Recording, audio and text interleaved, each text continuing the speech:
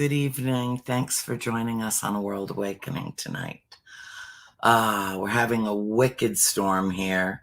I just stepped outside, and so now I'm like a little wind blown. I'm a mess. All right. Um, but that's fun, nature in action. It's always interesting. Tonight, I have my dear friend, Rupert Guy, who is, in some ways, has guided me through a very difficult time. And many of you know him. He's a space scientist, really, but also I think of him as so much more than that. And there was a couple of things that I really wanted to share with him tonight. And if you watched Soul School just before this episode of A World Awakening, then you will know that we're basically carrying on the same conversation from a different perspective. And the thing that I found so interesting this week, in the midst of all the tumult that life offers, is that I asked the same question of Jeff and of Rupert. And so I have, as I did with Jeff, a text message back in response to the question. Peanut is stretching and rigor mortis is setting in, apparently. I don't even know what she's doing. But anyway, please bring Rupert on to join us for tonight. You are so kind to do this. I felt really compelled to have you on this week to address these issues. And it might seem so silly, but from this little grain, this one question evolved long conversations and cosmic wisdom that you brought into my life this week. So I just wanted to share with our audience, and then we'll discuss. Again, we have these incredible text streams that, go between us, and the conversations that we have just in our little messages to each other are quite amazing. So anyway, I sent this to you a few days ago. Quick question. Are boredom and peace of mind the same thing? I ask only because I don't think I am capable of feeling either sensation. And you wrote back to me almost immediately and said, in answer to your quick question, no, I don't think they're the same thing. Peace is positive. Boredom is negative. That's exactly what Jeff said. To be at peace is to feel a lack of attack or conflict. When it happens, it feels nice. Boredom is an unpleasant feeling of not receiving sufficient stimulation in life. Boredom is a problem to be fixed. Peace is a beautiful state to be cherished. Do you have any ideas why you don't ever experience either? And I wrote, excellent answer. Having absolutely nothing to do sounds blissful to me. To be able to silence my mind would be an act of mercy. And then you suggested that you help me with meditation. So to achieve.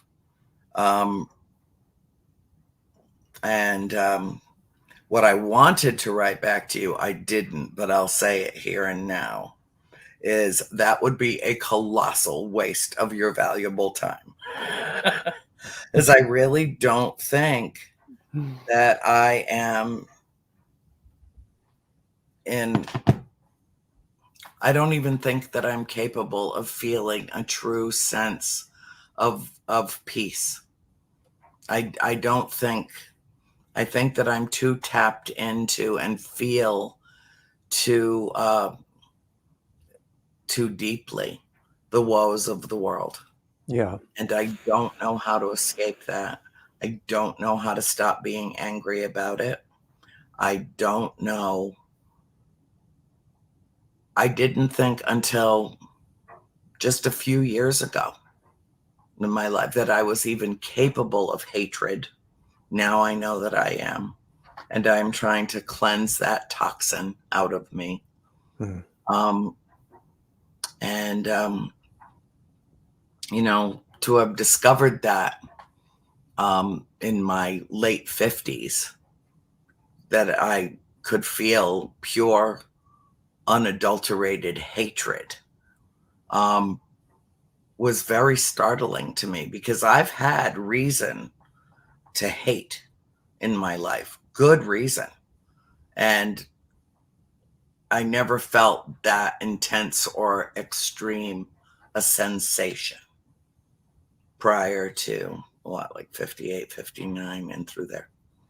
Um, and It rather startled me.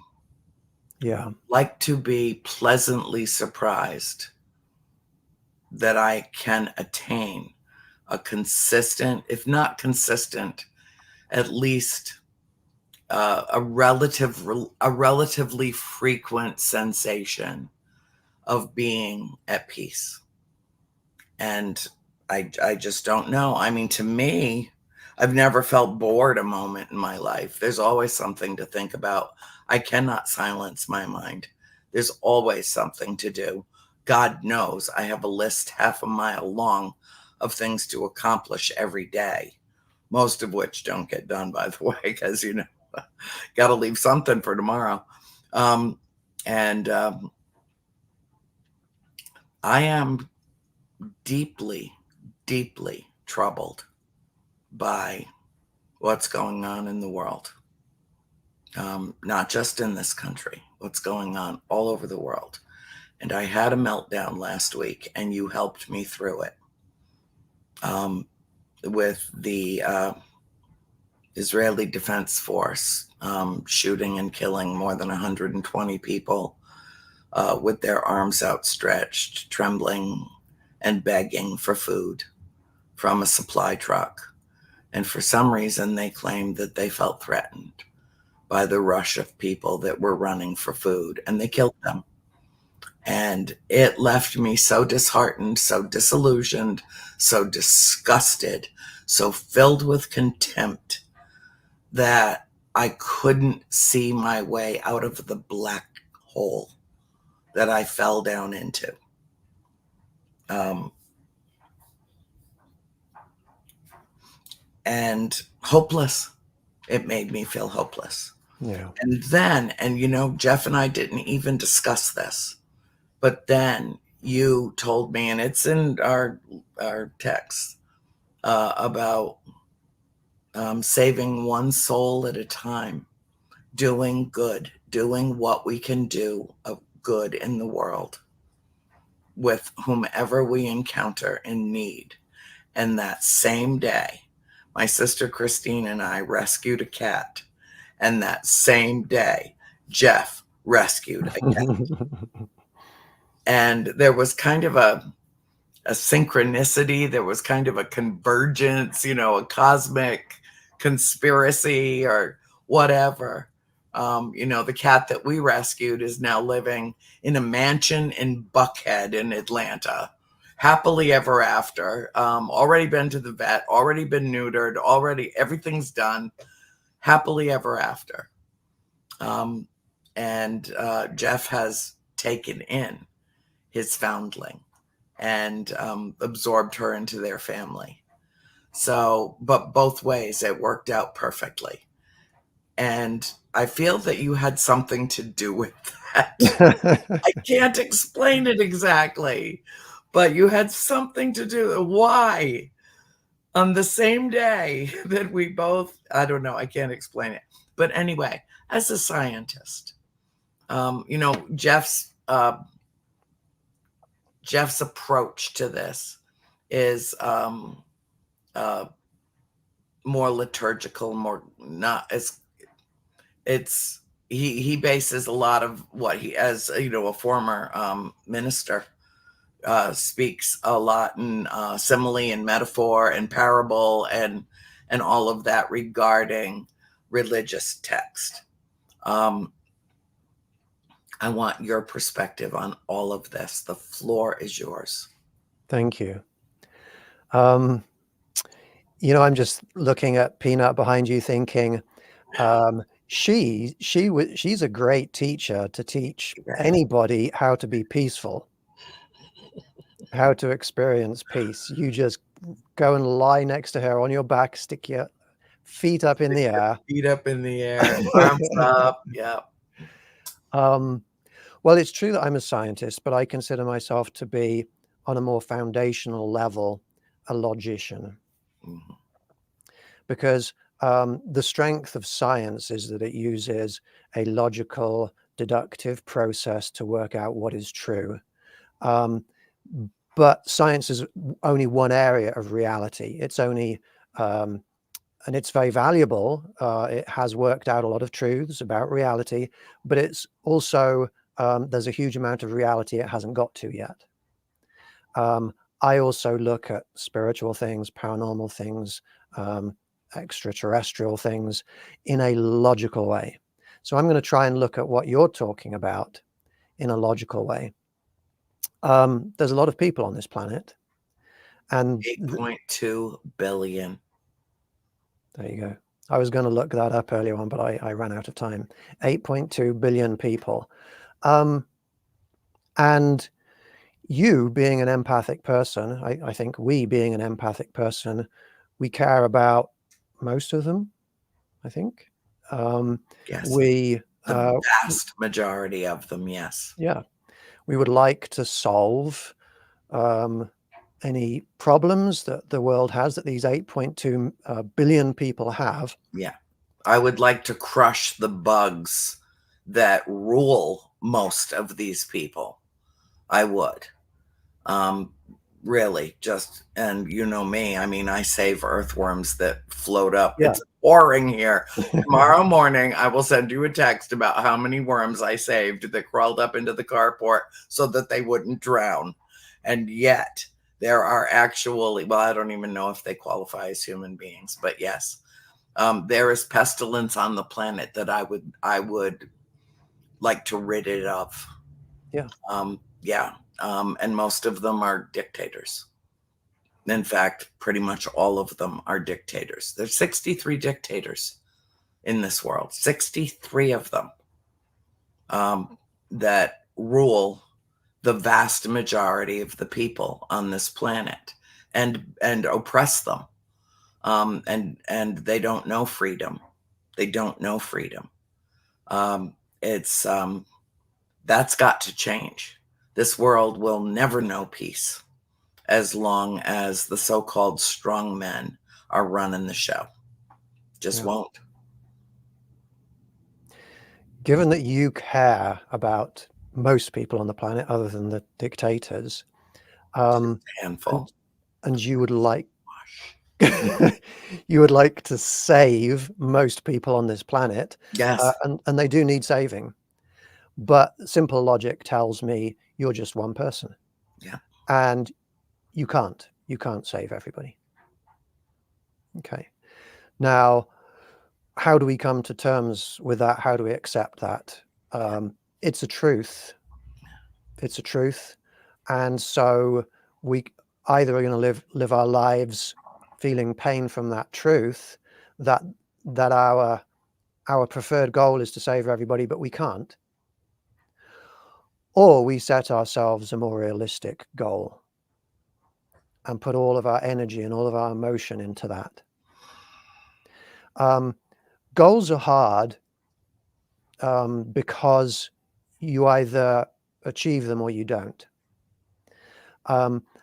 So I'm not so keen on setting myself goals. Like I would like to prevent climate change from happening, global warming. I would like to prevent this person from getting into power. That's like a goal, and I can try and set myself a goal, but I'm just one person. I might fail, and living with failure is not much fun. So what I do is I'm a bit more careful. I'm careful in the way that I use my words. I like to set myself a vision of what perfection would be like. And my vision is universal peace. That means everybody. Mm-hmm.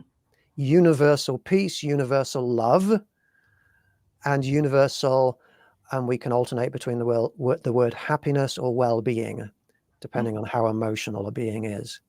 Universal peace, universal love, universal happiness. Now, my actions are never going to be able to achieve that. So that's not a goal for me, but it is a vision. And if I set my goal as being working towards that vision, then everything I do that is working towards that vision, I'm achieving my goal. And psychologically, I don't know why, but psychologically, for me at least, that means that I can feel happiness and contentment if I am working towards that vision, even if I know I'm never going to achieve it.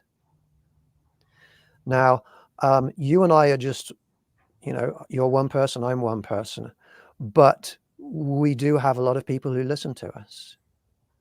And so when we try to move in the direction of helping people to achieve universal peace, love, and happiness, we can do far more than just save one cat. Saving one cat in itself is everything to that cat. Mm-hmm. And that in itself is reason enough just to be alive, to save that one cat. But you and I have a large reach. People listen to us, and we have therefore the potential to save a lot of people.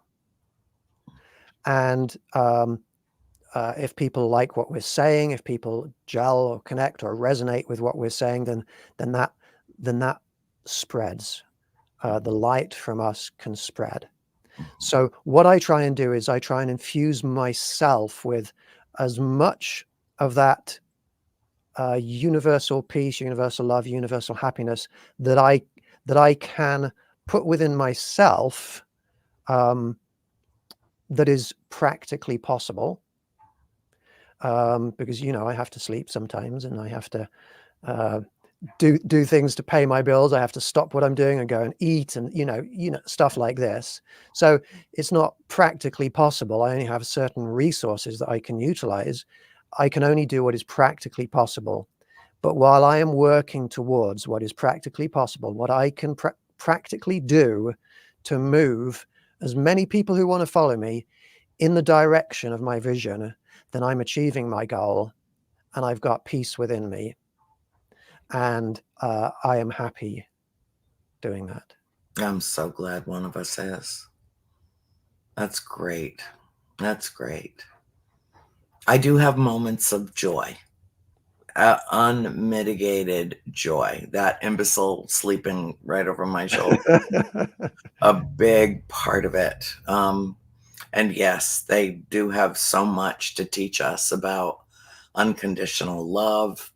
And, animals are so pure of heart, their spirits are so radiant. And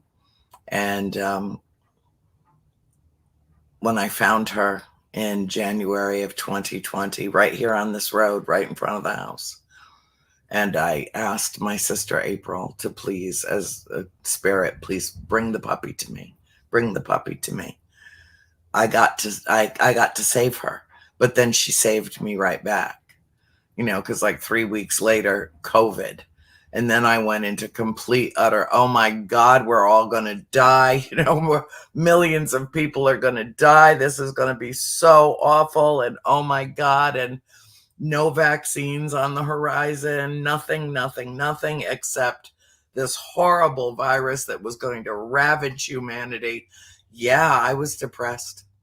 I was. And she was about the only person that could make me smile. She's just amazing. She does the most ridiculous things.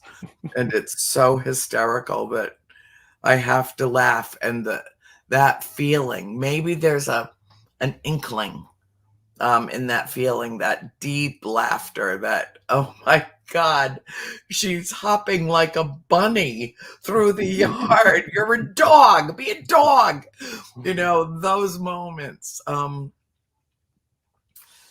just save me. They do.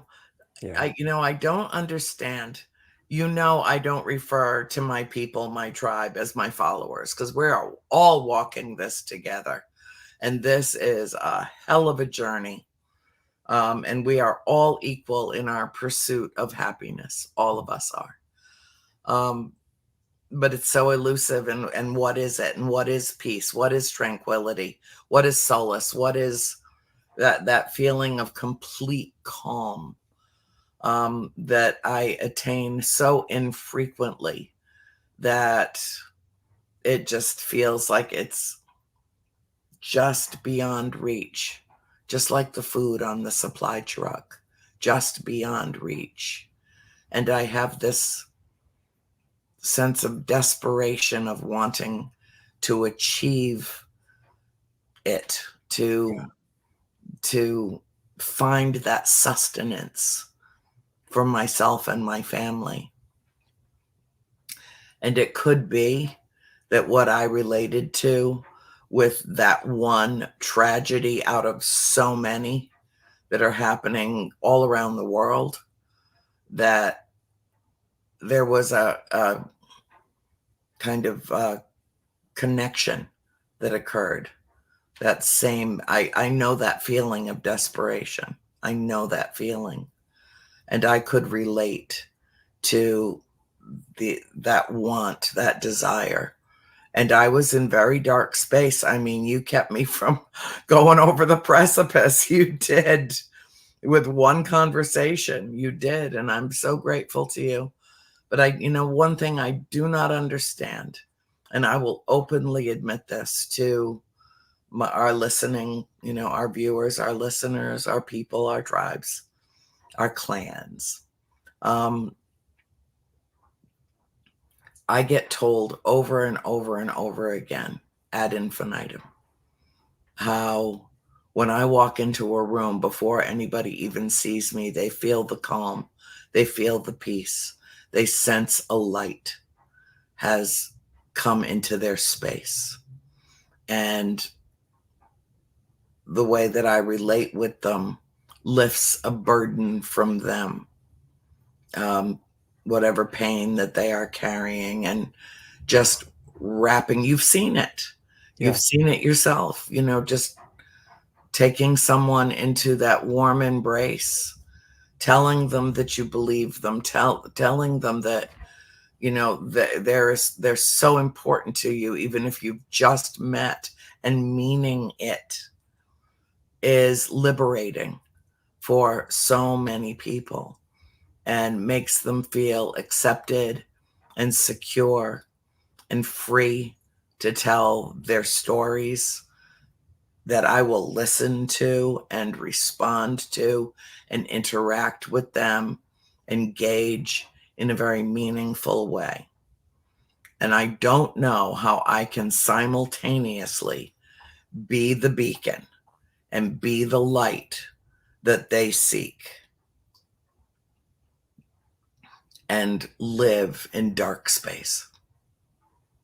How can those two things exist simultaneously?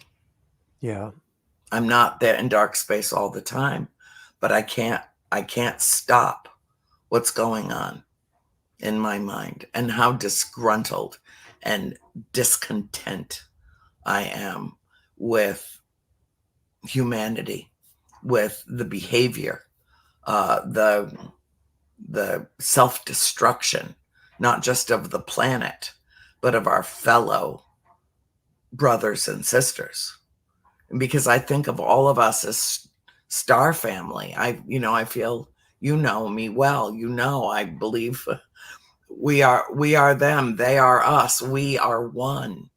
And how can we be so unenlightened as a race, as one human race, that the horrific, degrading, uh, torturous behavior, the self-destructive behavior that occurs between people on this planet every day, how does that persist?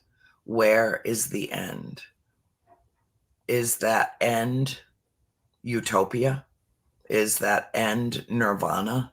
Is that end enlightenment, illumination, complete awareness of our place here and in the cosmos, ascending out of 3D into 4 and 5D and beyond? Is that what it will take? Because if that's what it will take, even if we do it, you and I do it with them, one person at a time, one cat or dog at a time, one soul at a time,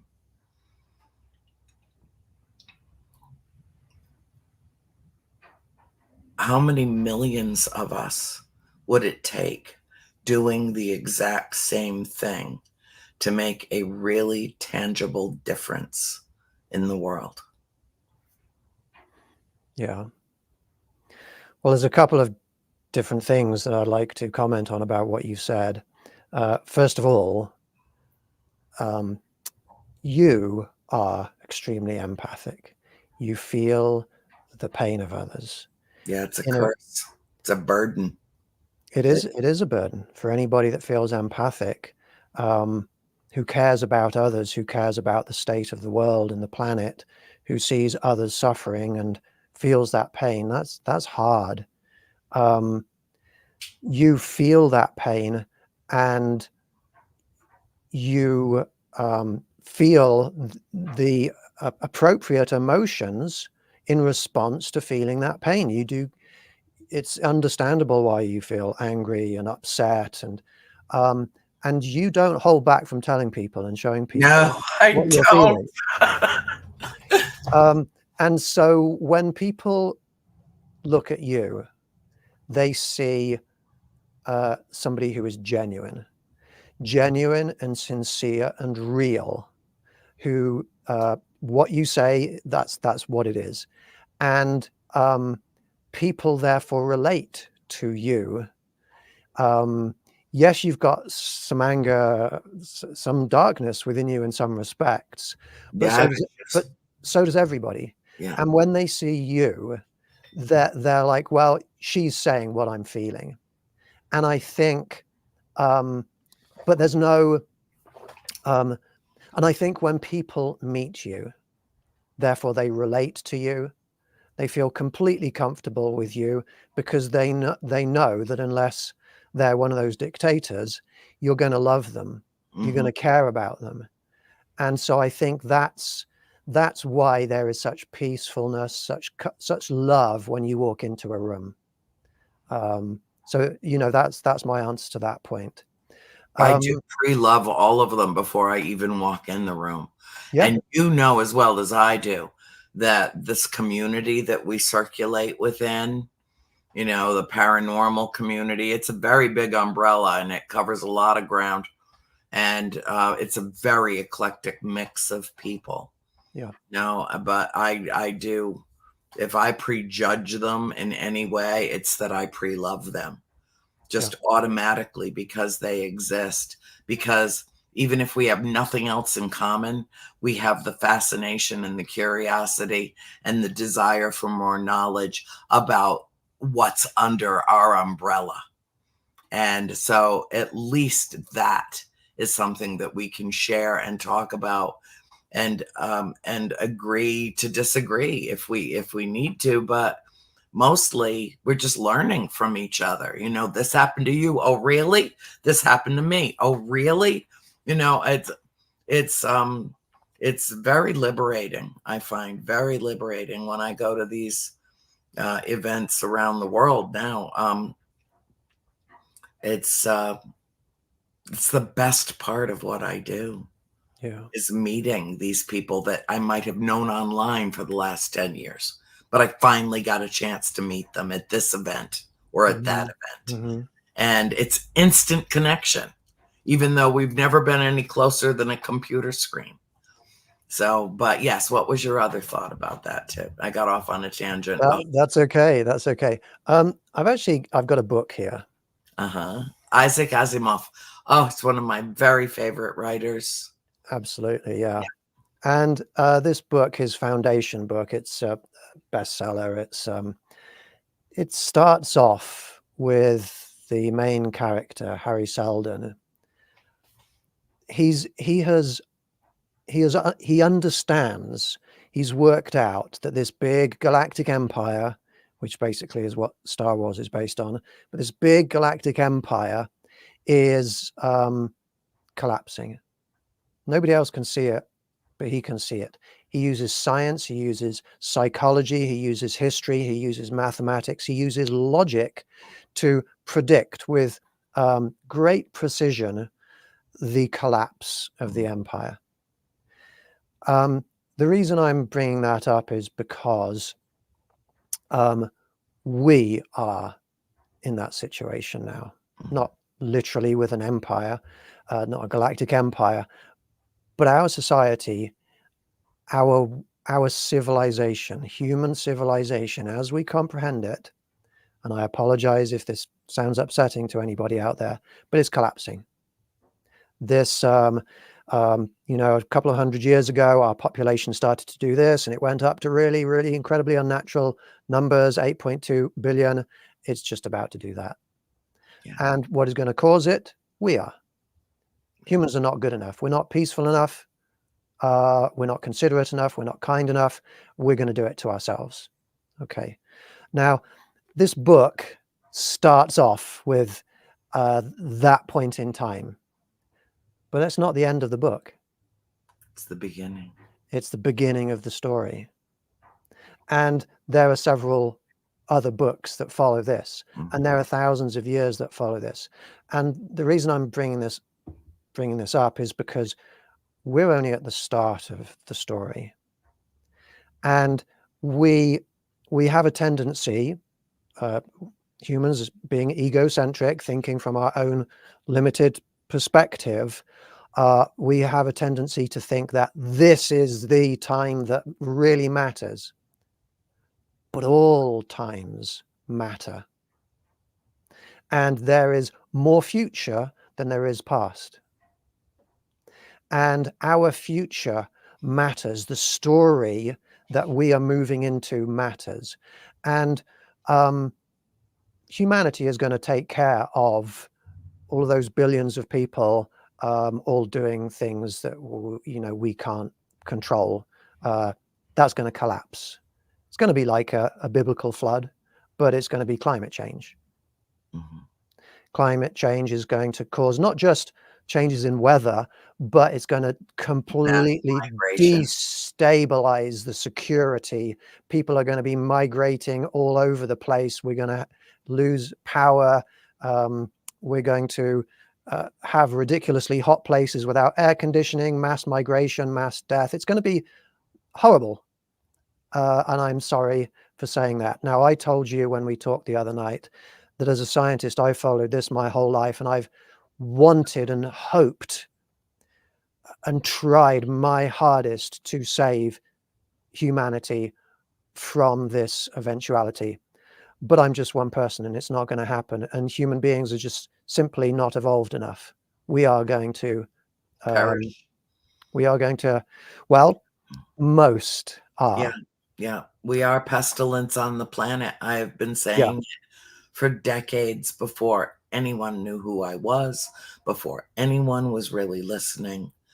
I have been saying literally since my childhood, we are pestilence on the planet. We will destroy ourselves because we are too stupid to live. Yeah.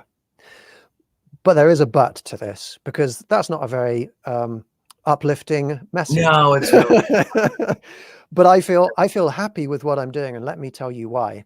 Because the rest of the story is good.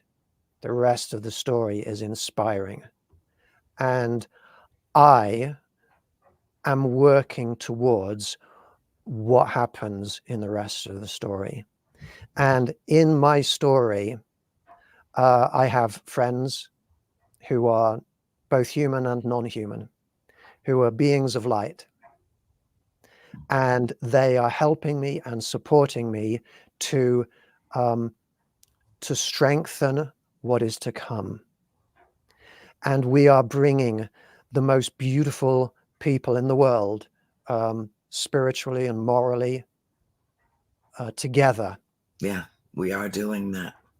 And you're on the team, and you know, we have a lot of people coming in, and we are being helped by non-human entities. Oh yeah, I got my little friends too. Yeah, It's nice that we're starting to share them. yeah, yeah.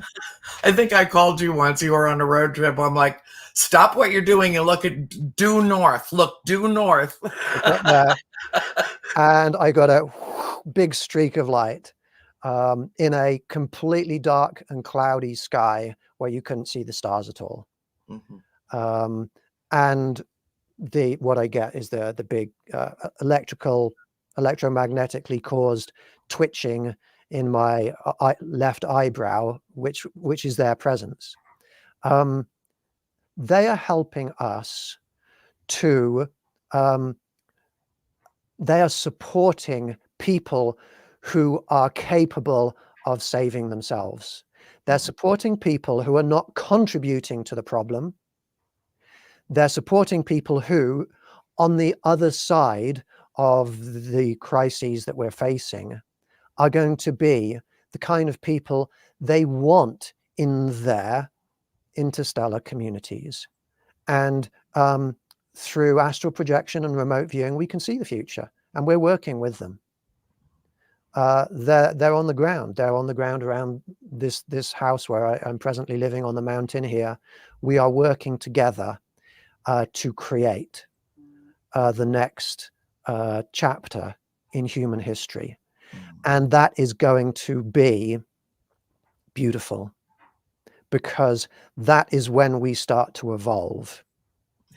That is when we evolve. Well, some people are already evolving there, but that is where Many actually, many. yes.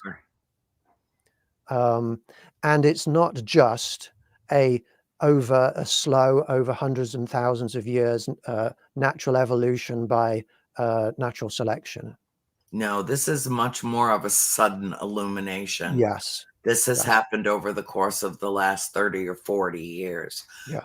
And I would say most especially since, the end of the Piscean calendar.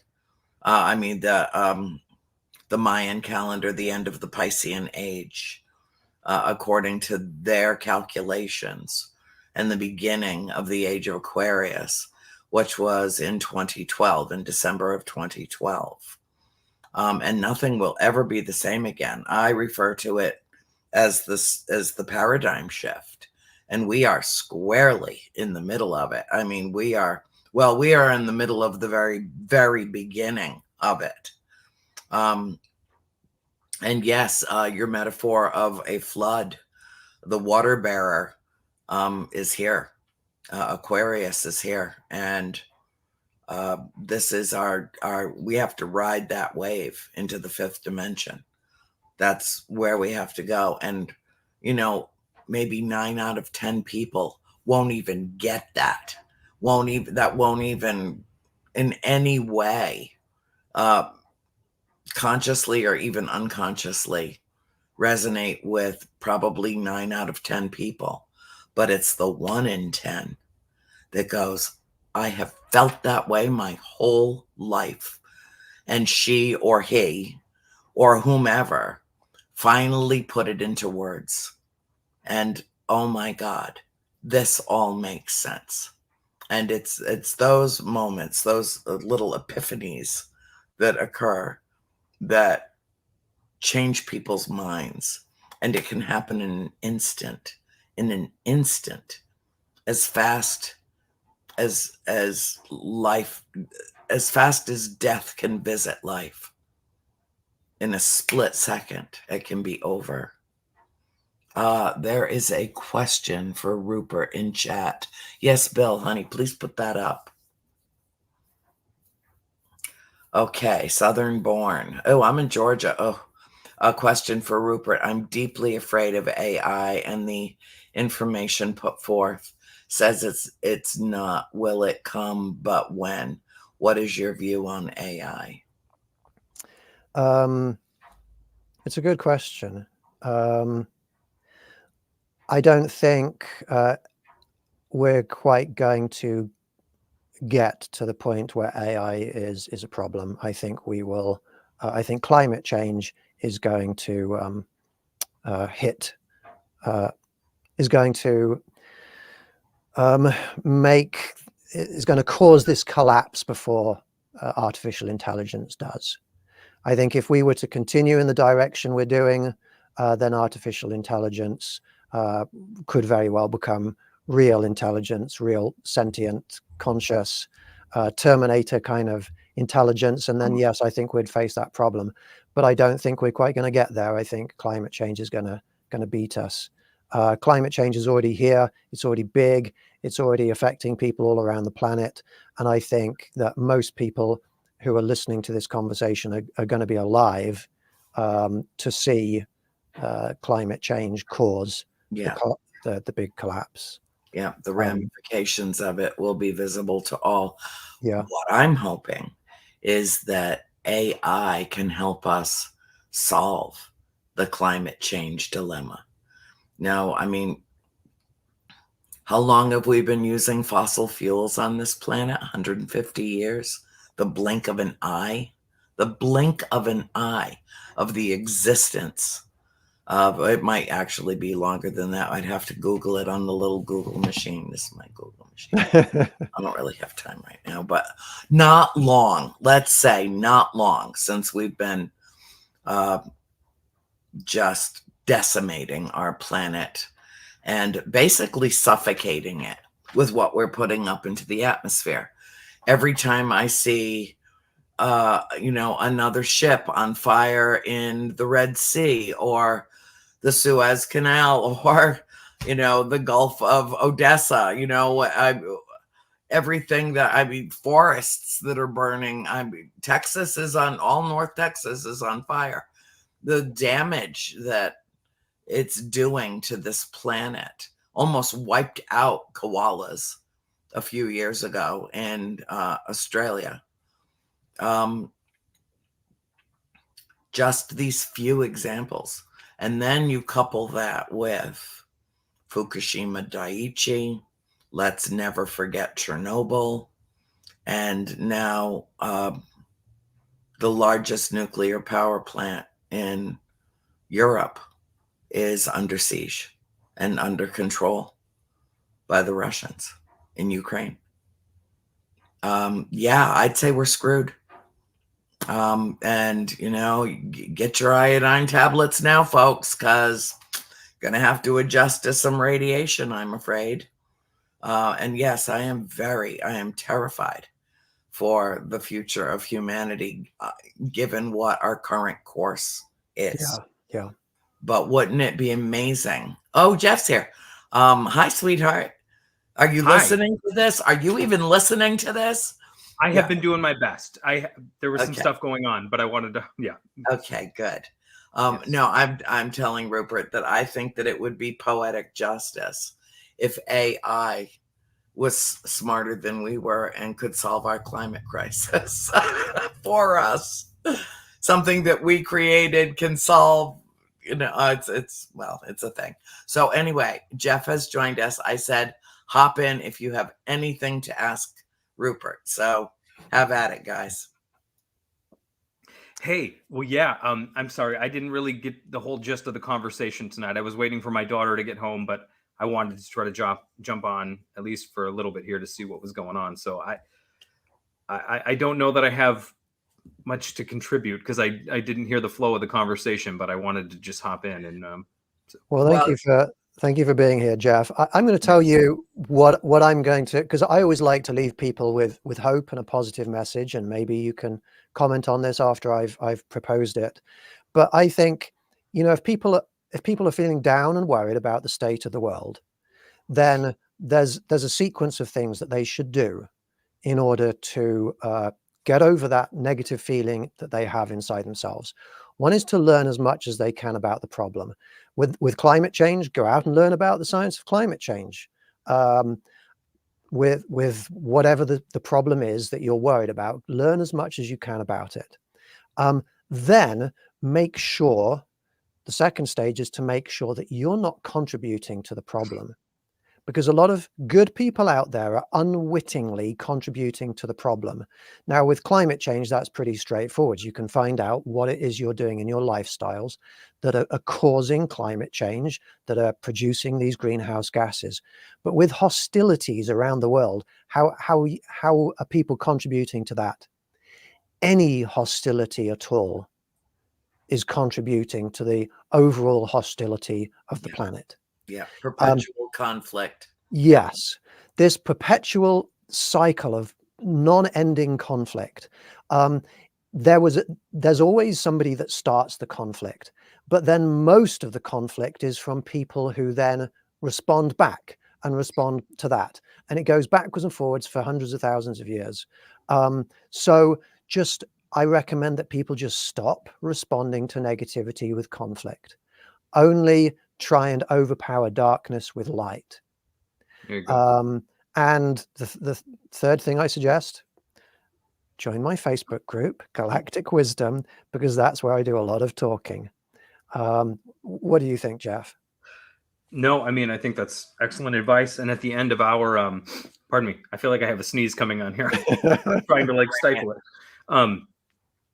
Yeah, at the end of Soul School, we were talking about the imagery, the metaphorical imagery of the Garden of Eden, and one of the things where we left off was on the note of the esoteric interpretation of some words from Saint Paul, which were, "Be excellent at what is good, be innocent concerning evil, and the God of peace manifests as that which crushes the adversary beneath the feet of the one carrying that sort of peace," which I think ties in an esoteric sense with what you just said, that the best we can really do is to be those who have been, I'm sorry? The best that we can really do is to do our best. That's it. And the best we can do is, we've all been exposed to evil. We've all been exposed to suffering. We've all been exposed to the state of the world as it is. We can't undo that. It has happened, right? You can't go back. You can't take it back. You can't control backspace and delete your exposure to the harsh realities of the world. We've all been there, done that, got the t-shirt, the PTSD, and the mental scars to prove it.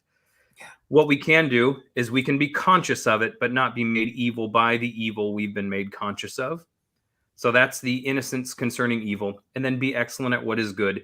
And what happens is there is a sense of peace that manifests in one's life as a sort of egregoric structure, which Paul calls the God of peace in that particular passage.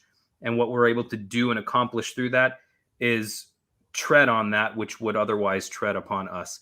And so, yeah, learn as much as you can about that which is the threat, and you decompose it down to its constituent parts, and it's not as much of a threat.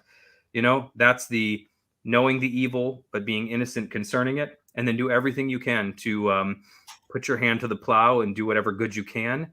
And I mean, that's as good as we can do in this reality. That's almost as good as we can do. And that every night as I go to bed, as I said in our last show, is every night when I go to bed, I know the things that I've been exposed to and that I've suffered in my life, but I can go to bed each night knowing that I have done my best in the last several hours that I was awake and conscious to transfer that suffering into some kind of service to humanity. I can't take back the fact that I suffered. I can't take back the fact that I saw and was exposed to things I would have rather not been exposed to, but I can alchemize and transfer that into some sort of service towards humanity.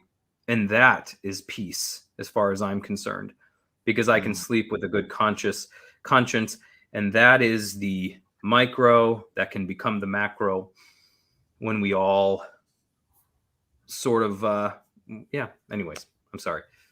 I think that those are my thoughts on that. Having both of you and I don't really think of them as alternate perspectives. You know, I often say thoughts are things. Rupert, you and I have talked about this a lot as well, that when we project out through our thoughts what we want this world to be like, I think we all want the same thing. We want love, kindness, hope, peace, some modicum of security, some, that our offspring have maybe a better chance than we did. We know to go to bed every night knowing that we did our best. I was telling Rupert earlier in the show that we both saved a cat on the same day that Rupert said, when I told him about this stray in the yard, that we were going to try to save it. And he's like, save one soul at a time. And then later that day, you let me know that you had saved a cat. I was just sitting on the couch with it. It's now part of our family. Like I said, and mine is lounging in a mansion in Buckhead in Atlanta.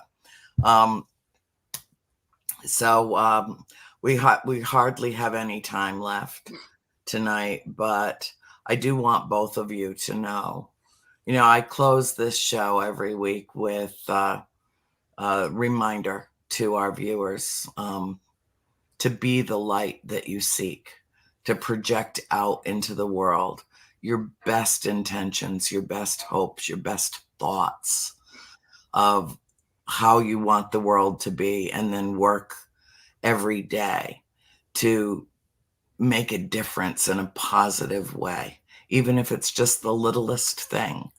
It's an accumulation of good works, I think, that ultimately will begin to show itself in terms of the transformation of our society. And there's always AI to do it for us. But both of you, through a particularly difficult time for me, have been there to grab me from the back of the neck and pull me off the precipice, the chasm below. And both of you did that for me this week. And I love you both so much. You mean the world to me, and I'm so happy to be able to share both of you with my tribe, my clan, my group. It is my privilege and my pleasure to have both of you in my life. And so with that, as we close out the show, I will again remind everyone, just think about this. Let your consciousness expand, thinking about this subject. Where is your peace? I think that Gandhi was absolutely right, that we need to be the change that we wish to see in the world. We need to each be the beacon, and each and every one of us be the light you seek. I love you. Have a wonderful weekend, and we'll see you again next week on World Awakening. Good night, everyone.